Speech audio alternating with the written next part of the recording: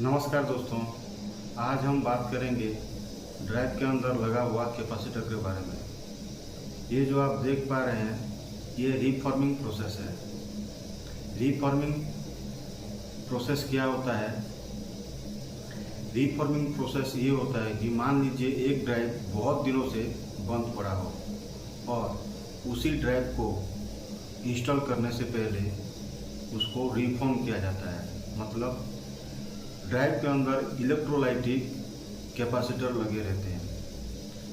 अगर कई दिनों से अगर बंद पड़ा हो, ऑफ हो, सिस्टम के अंदर इंस्टॉल ना किया हो, तो उस कैपेसिटर में ऑक्साइड डाइइलेक्ट्रिक का वीक हो जाता है, मतलब कमज़ोर हो जाता है।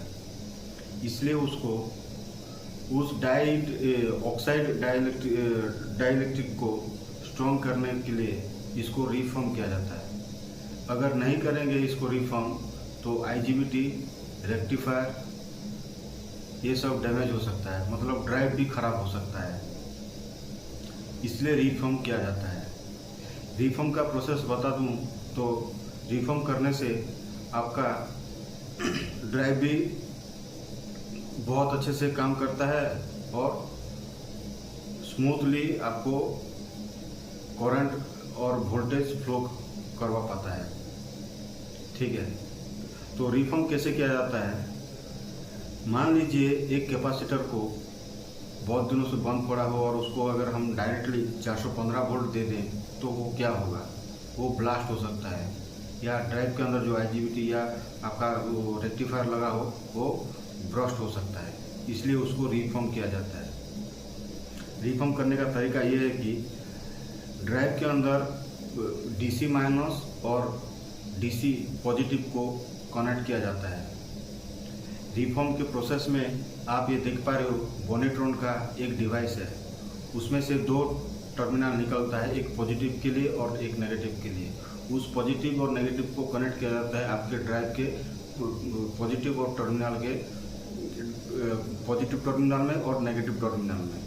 ठीक है, उस टर्मिनल को कनेक्ट करने के बाद उसको क्या किया जाता है, धीरे धीरे उसको वोल्टेज दिया जाता है। पहले देते हैं 50, फिर उसके बाद 100, फिर उसके बाद 150, ऐसे करते करते 415, 550 तक उसको ले जाते हैं। इसी दौरान आधा घंटा 45 मिनट लग जाता है। क्यों इसको ये मतलब धीरे धीरे स्लोली रिफॉर्म किया जाता है?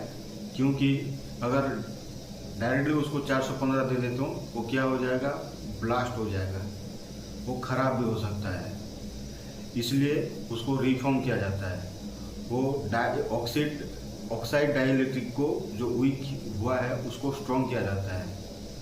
फिर उसके बाद जब स्टेबल हो जाए, वोल्टेज आ जाए, स्टेबल हो जाए, तो उसके बाद उसको ड्राइव के अंदर इंस्टॉल किया जाता है और मोटर को कनेक्शन दिया जाता है।